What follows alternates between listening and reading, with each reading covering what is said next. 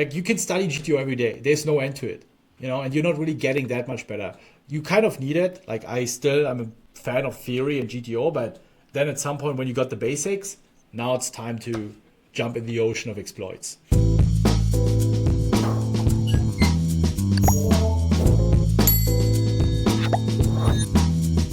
Today, guys, we've got one of the top online crushers out there in MTTs specifically. Is won over $4 million in the last few years on MTTs. He had a rough patch during Black Friday. He lost his entire role during that period, and didn't stop him though. He played like over 100,000, seemingly over 100,000 tournaments since then. And he's saying that online poker is actually kind of simple, which I wanna find out more about this. I don't know if I took it that far. Welcome, Benjamin Rolle, or Ben CB, as many of you guys may know.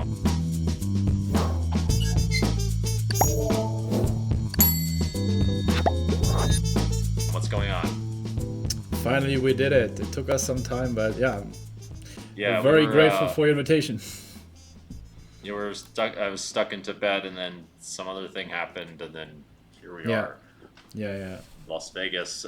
So I'm a bit curious about your origin story. One thing that stood out to me was that you lost all your money. You lost your entire roll during Black Friday. Was it your entire roll, 100% of it, or what?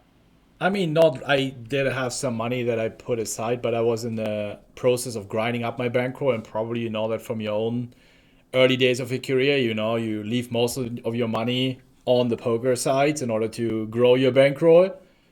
But yeah, I was pretty much everything, and then I had a few thousands left, and took some money and redeposited and grinded up again. But it was a pretty big hit of my bankroll.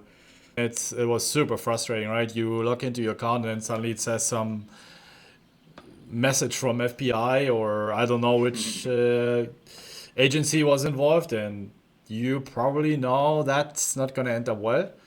And I was just on my way to play sit and go mid stakes, and you mentioned 100,000 sitting or tournaments. Most of it was sit and goes. So yeah, and then I had to take some money from my bank accounts to deposit again, and then continue playing, or trying again basically, and start lower again. But I'm actually happy I didn't give up. I was really considering to give up because I think we all know the pain of early days playing poker and grinding up a bankroll. But it was kind of surreal for the first 1 or 2 weeks. I was just like, is this really happening? Like, is it just all gone? And but then at some point, after mourning about it and complaining, just what, nothing you can do. I did it once, so I can do it the second time. Well, congratulations on all that. I mean, I guess the good news is that online poker is super liquid, so at least lower stakes is not higher stakes. Yeah, But you can grind it up like, I mean, if you're winning relatively fast, I guess. I don't know. I yeah, haven't like retried to grind it up or yeah, battled it out at low stakes or whatever. yeah, But yeah, I read 75,000 sit and goes and thought, okay, that's quite a lot of sit and goes. That's some grind. yeah, That's some stuff for sure. yeah. I mean, you had to back in the days. You remember the Supernova Elite system. Oh yeah, yeah. That's So you had to grind a lot. I have a question about that. Didn't they bring that back on PokerStars, something like that? Like, are you using that something along those lines now? Because I heard that PokerStars brought back a lot of their bonuses. Uh, yes and no. I'm not very familiar to be honest, just because I'm not playing that much on Stars anymore. My main volume is on GG. And there, I like the rakeback system because you just have a few tiers. It's pretty obvious how many rake you need to generate. Even with my volume, I'm in the highest tier, which I really appreciate. And I think first they introduced it, but it was kind of strange. Where I liked it, but what I criticized was the transparency. So it was still more aimed for recreational. So if you're a full time grinder, it was actually a lot harder for you. it was a really weird system still. I think they have changed it again, but again, I just don't have the time to get into it, and I think some of the viewers might know more about it. But it's not what I can tell you. It's not like the old Supernova Elite. It's like 40 to 50% what you can achieve max. So Still maybe pretty good, even I less. guess.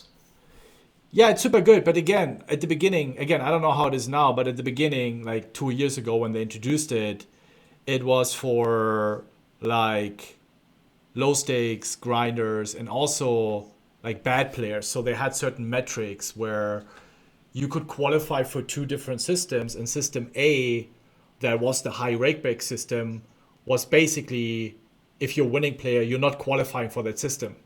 So I think for like winning players, you could reach 20 to 30%. Don't name me down on these numbers, but there was a system in place where if you belong to the winning players, which you are as a grinder very often, you couldn't achieve those 40%. And it's also like with challenges, monthly challenges, and you need to be eligible. This is something I didn't like. It was very transparent. It also didn't really say, there weren't really like key metrics like if you have that BB win rate or if you have that volume, you qualify for that system. So it was kind of chaotic. I like the attempt. I like the ballsy move to introduce a system, but I found the execution a bit strange, to be honest. I think it needs to be transparent. I think it really needs to say, all right, you need to generate $10,000 in rake in order to qualify for rake pick system B, and then and so on and so forth. It should be pretty simple, but yeah, it's not. Or it was not. Again, it might have changed. I don't know how it is today, but I think that's kind of like the way it went. Sure. Okay, well, I got a question for you. I was looking at your results, and I saw all the major sites. I saw GG. I saw what Yeah. was it? Poker Stars. I saw a couple other major sites. I didn't see some lesser known sites or some like not top tier type sites that I would think are quite a bit of value. I mean, you probably play Yeah. on Coin Poker or whatever. Maybe on WPT Online if you're overseas. I'm pretty sure you're overseas. And I'm sitting here thinking, okay, well, GG is probably really tough. I understand that it's very hard to win on GG, like so much that I like look at the games and I think, like, you really have to have your shit together, and the rake's high, and there's not many VIPs, and blah blah blah. And I'm sitting here thinking, if I was gonna grind like online poker in like the toughest fields possible, I would want to know where to aim the effort, because I would think that GG, like, unless you like, maybe there's lots of volume there. Like, I'd play tournaments on GG, but I'm wondering if you're saying that online poker is really beatable, and I'm like wondering if this applies to something like GG tournaments as well, Poker Stars tournaments, things like that. I'm wondering, what do you mean, and like where's all this value coming from, especially with like I'm curious what's simple about it, where the EV is, and how beatable really is it these days with Poker Stars, or excuse me, poker sites uh, being kind of squeezy of the players.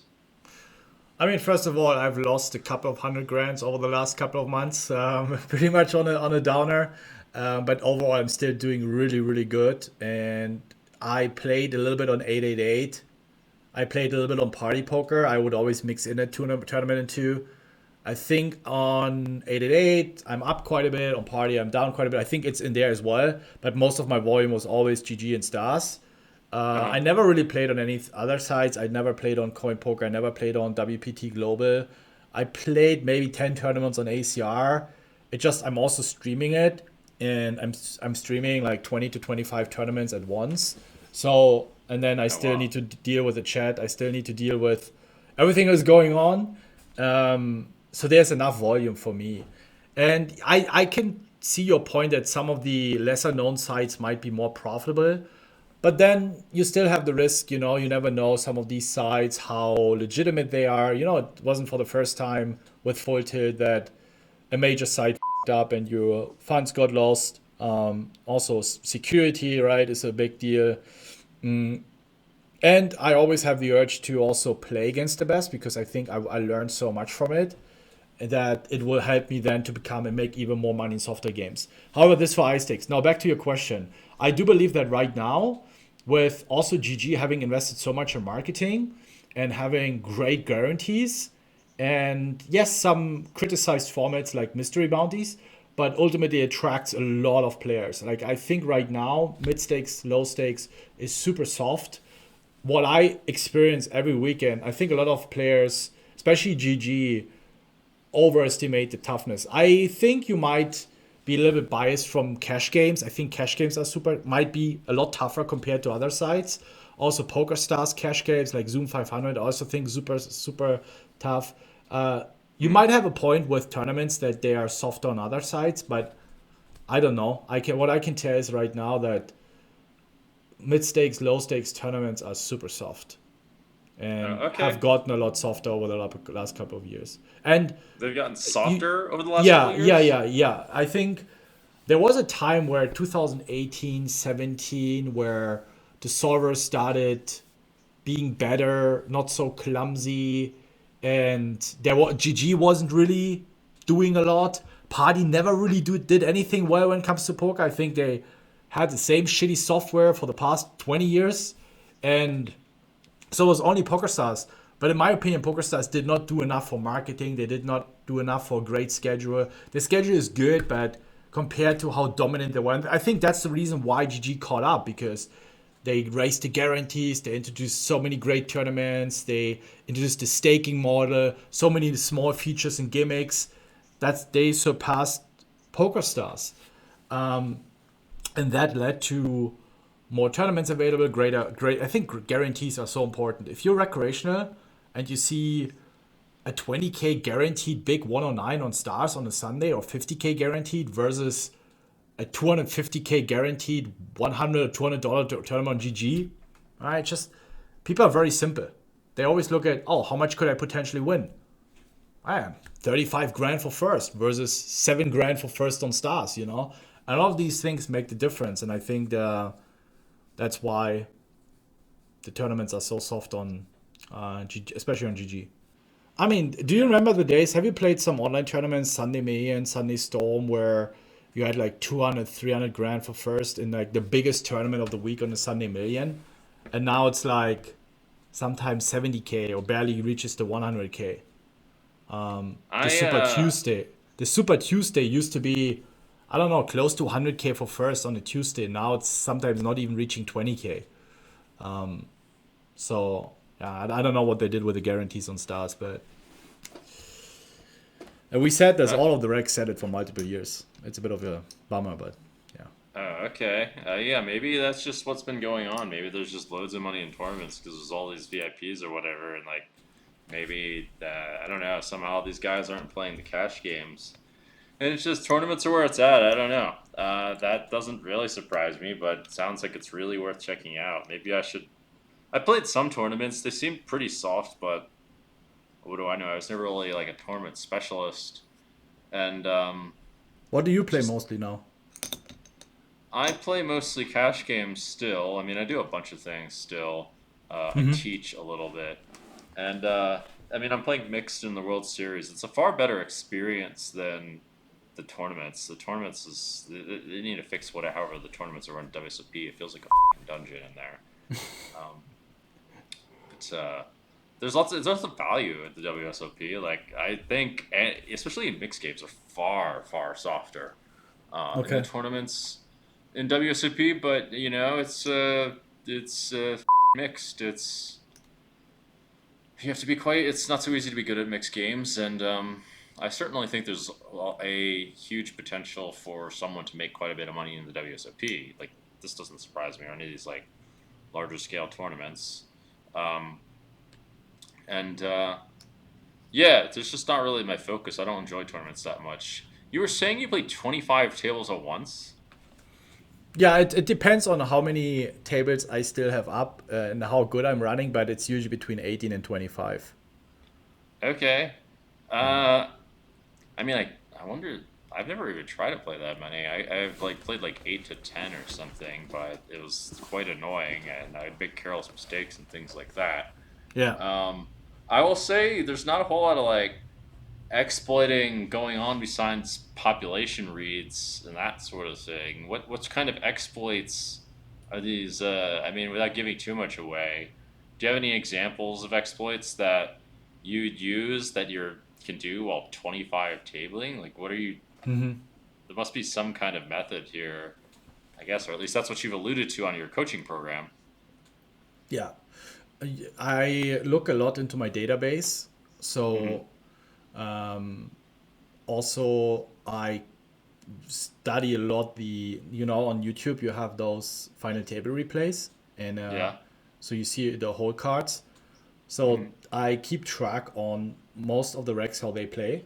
Of course, we also have study groups where we go over hands and like we discuss certain spots, and then we share feedback on if this spot is over bluffed. And a lot of it I try to have like a, how do you say, like a protocol in place. So I give you example. Let's say spot big blind versus middle position or under the gun, like the earlier position. It goes bet, bet, over bet. I know it's Yeah. under bluffed. So Right. I see the I would. spot. I would say I it's underbluff too. yeah. So a lot of players still think, but maybe blocker. I see it fold. Like I don't beat value fold. It's like, and a lot of the spot I have on autopilot where that's the exploit that I'm making, but also the same for bluffing. Like if it's a dynamic board, for example, where you have a lot of call fold hands, right? So they turn a flush draw, pair the gutter. You actually need to call crazy amounts on the river. Now in the tournament, also when it's a bit more advanced stage, people are a bit more fearful and scared to risk the tournament live with third pair. So I see a certain run out, I know, right? He has a lot of second, third pairs. He didn't raise. All right, let's put him all in. I don't even need to think about my blocker, right? When I put it in a solver and I just note block that he's not going to find those hero cards with third pair like 50% of the time, which is he supposed to, I could just bluff range, right? And a lot of the spots I see, I just click the button, and maybe I explain it on stream for the viewers. Sometimes I look like a dumb idiot, but um, most of the time it works. Same for four betting certain spots or squeezing. For example, I researched my database how people react versus squeezes. So I figured out that actually across all stakes people over defend versus squeeze from early position. Right? If you raise from under the gun, middle position, you squeeze from cutoff. Under the gun is supposed to fold ace queen off 100% of the time. He's supposed to fold a lot of the pairs actually, because out Hmm. of the gun, he's out of position. The squeeze is going to be relatively big. You have a little bit of ICM involved, but people don't do that, right? They just fall too much in love with their nines and eights. You're supposed to bluff squeeze king queen suited or king jack suited, but if your opponent doesn't fold ace queen, it doesn't really make a lot of sense. So when I'm on the cutoff hijack, I don't really need to have that many bluff squeezes. I don't need to think, should I squeeze? No, I just call and try to hit a flop. So a lot of it turns into a very simple approach of reducing the game tree, its complexity, and making it a lot more simple based on the way people play. And I don't need to start thinking about blockers and all and balancing all that bullshit because I know I don't need to do it. And that's what I'm trying to do over and over again. And I try to align my study approach with what we do in the courses. So then I share that. So everything I do researching my database, I put this in the course as well. It's like, hey guys, this is what I discovered. And I'm also playing the Sunday Storm $11 tournaments. I play $50 tournaments. So I play across all stakes. And then I share that with low stakes. I share that with mid stakes. I share that with high stakes. And of course, I'm losing quite a bit of edge, I would say, because a lot of recs know how I roll, right? And it's really, really hard to compete when you know that basically a lot of players know how you think. But I think it still works. And I could definitely reduce some tables. And what I'm teaching on low stakes is the first 50% of the term is just you just sit there and wait for a good hand. Hmm. I think you also started. When did you start playing with poker? It was, 17 years ago. Yeah, you remember at the beginning, I started 2009. It was literally just you wait for good hands, and people were so bad. You just go big with your value, and tournament poker is pretty similar in the first 50%, especially with re-entries, rebuys. People don't fucking care. Like they don't fold. They don't like folding when they have a hand, and you just exploit that. So a lot of the crazy bluffs and frequency plays and all this garbage you don't even need. But a lot of people do this in these days with all the solvers. It's like they want to make solver-proof calls, and then they share it in a study group, and then they pat themselves the shoulder that they made a GTO-proof bluff, and then they play against someone who calls down 75 big blinds with top pair no kicker or second pair top kicker. It's just a lot of these things that make poker, in my opinion, tournament poker, very profitable. Right. One thing on this idea of like playing 25 tables, I mean, you could like just apply a very simple mathematical guess as to whether that's profitable or not. I don't mind the idea. I mean, if you sacrifice like 20% of your edge or something like that, but you're playing 25 tables, Yeah. and it seems like you're making like way more money than someone who's playing like way less tables and Yeah. like whatever. They're making like better decisions against pros or something. Yeah. And it's pretty easy to like justify something like that. I mean, it's practicality versus perfection or what's supposed to happen in theory or whatever like that. I mean, that makes a lot of sense to me. Part of your approach sounds somewhat similar to mine, except it looks like you found like different spots, and mine was more like based on intuition over like seeing lots of things over and over and over again. Yeah. I mean, it sounded like yours was based off a lot of your own database. You actually have a massive database. You're playing 75,000 sit and goes. Like, like, uh, and, yeah, so, like, there's this idea of mass data analysis, but apparently you already have the mass data from all the hands you've played. So you can just look in your database Yeah. and see how people have played. Which is Yeah. interesting. That sounds like what you've done, right? Or Yeah. I'm missing something. A lot of it is also from studying with others, and it's like, even it's not just the sit and go tournaments where I've accumulated a lot of experience and I know how people play short stack, and you might say, oh, but the game has changed. Or, yeah, the game has changed, but then the other aspect of the game is you make your money against bad players, and bad players don't really, like someone that learns the game today, or they're not really learning the game, they just want to play, and they're still the human beings as they were 10 years ago. And I see it when I'm a heads up in a tournament. It's people still react to certain strategies, right? So if you raise the limb 2 times in a row, you should probably not do it the 3rd time as a bluff. We are human beings and we can be quite emotional. And when it's man against man or man against woman, it's like it's a battle. And I feel like in these days, people neglect that aspect of the game a lot, that you adjust. Like, even if the sample size is super low, it feels like 3 times in a row, you're 3-betting me? No way, and then you start making dumb shit. Yeah. And just this component of the game that there's still so much psychology involved. Something we also did, for example, is all of these solvers, right, are based on chippy strategies. So they have ICM section, but if you look at the post flop simulation and output, it's built on chippy. But in tournament poker, the ranges alter already, like when only 25% of the field are busted. So if we take a pre-flop spot and we consider the payout structure and everything, and we solve it, we get different pre-flop ranges as in cash game. Some people might say, but you're so far away from the bubble. Well, but it's still different because you have a tournament structure, you're out of the tournament. Even if you have a re-entry, your buy-in is gone. And this is what a lot of people don't understand, that now all the studying you do for post-flop, you actually get a lot of very inaccurate results because technically the pre-flop ranges look different. And you probably know this from your own studying. If you have a pre-flop range and then if you, let's say, the famous spot is if you have the guy raise under the gun, the board comes king jack 9, and you just removed from the big blind the queen 10 combos, you get a completely different strategy. And now the same is that with ICM adjusted ranges versus normal chippy ranges, the ranges look completely different for 3-bet pots, for single raise pots, and you don't really get accurate results. And this is what a lot of people don't pay attention to. And I don't even get me started that most people have up flop strategies. They're not check raising enough or too much. And then if you carry it on the Churn and River, you get completely different outputs. So I like your approach a lot, what you mentioned earlier about trying to play a game based on your observations, right? Based on your experience. Like, what are people actually doing? And what can I do to have a solid game plan against that and make good exploits. And if I feel like it's a spot where, for example, 4-bet pots, I don't remember the last time when someone 4-bet me and then ran a triple barrel bluff, even though you're supposed to bluff quite a bit because you have a pretty strong range. So you can bluff a lot. Matter of Right? fact, I tell my students that a lot is that basically no one plays 4-bet pots right. Yeah. It's Yeah. I mean, there's some bluffs in those spots, but it really depends on who. It's certain special snowflakes. Yeah, absolutely. Yeah. They all don't play quite the same, but yeah, 4-bet pots.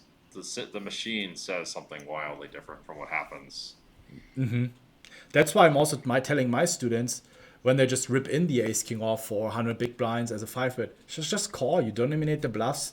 If they give you a lot of action, like 90% of the time they have it, or they're jacks or tens, you don't need to make these protection jams. And even if it's out of position, like seriously, think about what is the last time you slow played aces and the guy 4-bet barreled ace queen off or three barreled ace queen off or ace 5 suited into you. Right? It's just not happening, especially in advanced stage of the tournament. So what does it mean? Your equity utilization goes through the roof. You always get to see all 5 cards, almost always.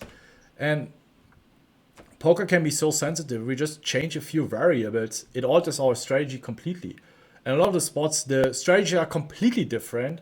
So it means we can do crazy things in poker. And that's what we like to do, is to based on data, but also based on experience. Just like I think 99% of the poker players would agree with playing 4-bet pots or experience in 4-bet pots. So yeah, that's what I mean with keep poker simple. It's not that difficult. A big thing that so one thing is that I still think it helps a ton to study these solutions at these different ICM stages and whatever. I think it becomes really complicated just because, like you said, like everyone's playing like different strategies and not really, playing exactly GTO anyway. I personally do some things to really simplify the problems a lot, where I find people have like gaping holes in their strategies, and like kind of just punish unless they happen to fill those holes in like a reasonable way. An example would be one thing that one abstraction I've noticed is that people over c-bet a lot in 3-bet pots a ton. It's not really supposed to happen that much, but and the way they respond to delay c-bets, etc., can be like really predictable overall. Whereas it's not something that if you were to like construct the 3-barrel ranges, with the different ICMs structures and tournaments, you might it's probably pretty easy to that up or not really gain that much EV. But if you do certain things like take them to a node that they're not really used to, where they like pigeonhole their strategies by like just betting when they have something and checking when they don't, kind of thing, then you can make people make really big mistakes unless they just like decide to do something that is almost impossible to decide to do. Like hero call, like what you're saying, like a 3rd pair combo when they're supposed to do it, but it's just like an almost impossible decision to make. Yeah, no, I absolutely agree. And with the over c-betting, it's in tournaments actually good because people are not check raising enough. Yeah, that is something I noticed too. So you just c-bet everything. It's like there's some maniacs out there who of course adjust, but the majority don't.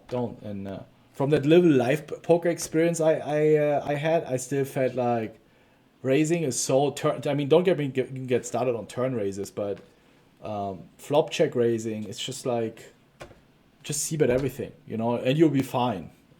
Maybe you lose a little bit EV, but it's just not worth your time to go so deep down the rabbit hole to make such a small increase in EV or RI or whatever win rate metric we're using. So, and ICM in poker, tournament poker is already so complicated enough. For me, it's value betting, solid preflop ranges, and ICM. Like I would just rinse and repeat those 3 things in tournament poker. What about you? What do you think are the most important concepts to study? Maybe cash game versus tournaments, if you would compare it. I'm very curious your take on that. One thing that I think would be not really focused enough on in tournaments is something like the psychology of situations, Oh yeah, that's which huge. Yeah. we touched on this like a little bit, but it's going to be really difficult for someone who's under like an extreme amount of pressure to Hmm. play GTO at a final table, and like Yeah. especially if they just recently made a huge mistake or they lost a ton of their chips. Yeah. And the opposite can kind of happen where they're on a positive run, and certain people will lock it up, and certain people will play insane, and that I would think matters a ton, specifically in tournaments where you don't throw theory out the window, basically, or not out the window, but you can adjust in some crazy ways if You kind of people do. have Yeah. Yeah. and at least like these it's going to be really prevalent in these where people are not mentally disciplined, Hmm. like these lower stakes tournaments and things like that where people do stupid things. Yeah. um, in cash games, honestly, like the fundamentals really matter a lot. Mine are not perfect, but in these limit games and stuff like that, I just don't see how the anyone's going to make up for the fact of playing like shit pre-flop.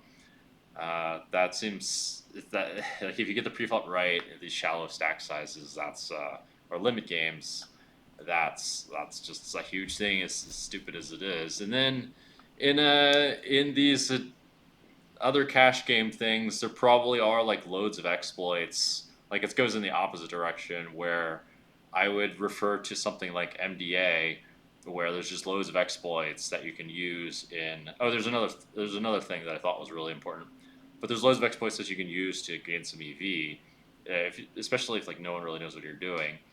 A major concept that I realized is very important in tournaments, but not exactly cash games, was that so in cash games there's this idea where you have GTO and you have your bluffs to GTO or whatever from your range advantage, etc.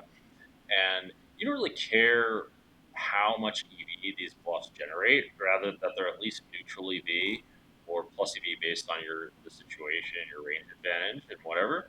Now in tournaments that's not true. So in tournaments, if a bluff is neutral EV and your chips are worth something, that bluff becomes minus EV.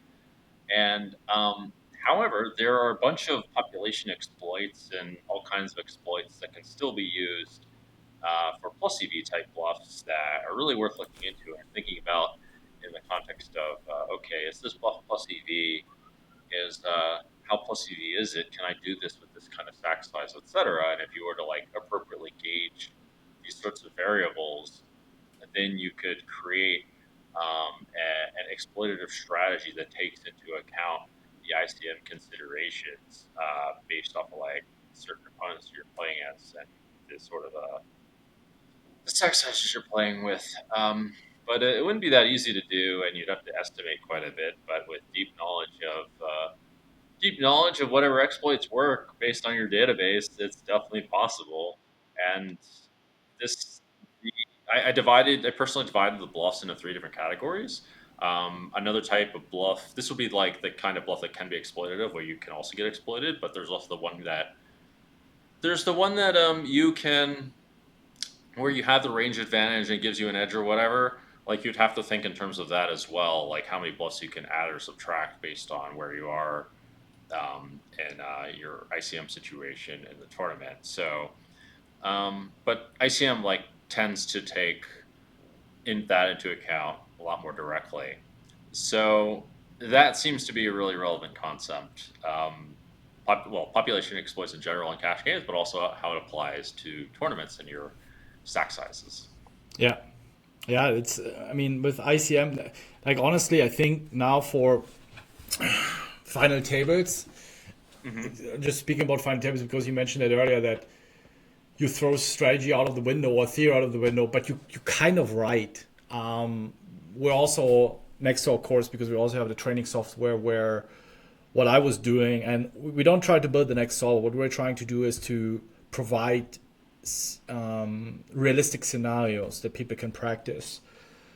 And we have a couple of scenarios where we just removed someone instead of supposed to be 3-betting 7% as a mid stack, only 3-bets only 5 or 6%. You suddenly, your range doesn't go from you defend instead of 50, you defend 40%, you start defending only 20%. It gets absolutely ridiculous. And that's where people make a lot of mistakes. And how we say that a final table always amplifies your character. So if you're by nature like a more aggressive, you want to win, you tend to also, from time to time to punt it off and you play a lot more aggressive, you want to play for the win. But also same goes in the other direction. A lot of players who by nature might be a little bit less risky and trying to ladder, playing more careful, they're also the ones who are not going to be 3-betting your light. And they're not going to find those GTO 3-bets, those blocker plays. And if you remove those, we have discovered scenarios where you make crazy folds. Like, it's absolutely insane. Folds where a lot of players would say, oh, this is standard, right? You get it in with queens, but even if the guy has a few bluffs, you're still folding. And the same goes for chip leaders or big stacks that are just 3-betting 17% instead of 15%. And they continue with the same 5-bet all-ins against your 4-bet. Your range goes from, let's say, folding 70% of the time, and then you go all in with your pocket tens, ace queen plus, and then you mix in some ace 5 suited, king queen suited, because they're also powerful because they're bluffing so much. You start non and 4-betting your entire range. Like, you 4-bet fold 7-6 suited. Right? It's just like a small change in your opponent's strategy goes into you actually supposed to 4-bet range. And it's super great to see, and I think we're in a stage now where you get to see so many final table plays where a lot of players are going to be like, what the is this guy doing? But it's actually the right thing to do. And we haven't really discovered anything so far what is supposed to be the right strategies on final tables, in my opinion. Same for post-flop. There's still so much betting going on boards where you're supposed to check 100% of your range, even though you're the pre-flop aggressor. Same for donking. Typical example, you're the big stack, paired board, you just donk so much, right? What do you do with aces on 6-6-5 when the big blind defends? And you have 30 big blinds and there's a 7 big blind shorty. You don't want to bet anything. You don't want to put any money in the middle. Your aces are trash, and this is where, like, oh, but I have aces. I busted all of the tournament. Yeah, but you're supposed to check down. You're supposed to lose only half of your stack instead of your entire stack, right? And so, yeah, I'm curious to see where poker goes, especially on final tables the next couple of years. But there's a lot of funky stuff you can do already. And I can see it in our group. People are just crushing it, and they're posting these spots. And hey, Ben, I learned this spot from Paired, which is our study software. And that always makes me proud, when people start applying your exploits and start winning tournaments or make a ladder or two more because they made a discipline forward. And for us, it's more about teaching realistic poker and scenarios that really occur and what you're supposed to do against that instead of just, the standard game plan of GTO. And it's really hard to apply GTO anyway these days because it's just so complex, and it's like a never-ending chase of the next. You can study GTO every day. There's no end to it, and you're not really getting that much better. You kind of need it. Like, I'm a fan of theory and GTO, but then at some point when you got the basics, now it's time to jump in the ocean of exploits.